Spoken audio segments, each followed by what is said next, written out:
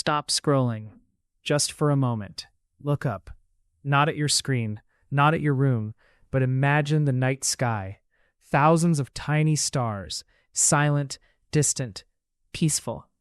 But what if I told you that hidden between those stars there are things so dark, so powerful, that they don't just destroy matter, they erase reality itself. No light, no sound, no escape.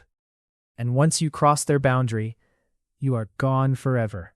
We call them black holes, the darkest reality in the universe. Let's break this down. A black hole is not just a hole in space. It's something far more extreme. Take our sun, something so massive that it controls the entire. But what happens if you actually fall in? As you approach the event horizon, something strange happens to time. To an outside observer, you seem to slow down, freezing forever at the edge. But from your perspective, you're falling fast.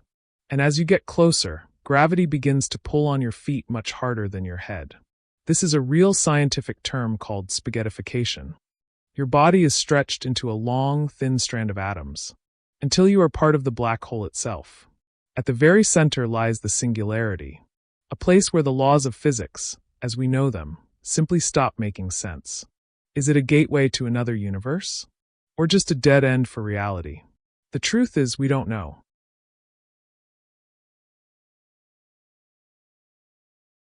So, are black holes just cosmic monsters? Agents of destruction?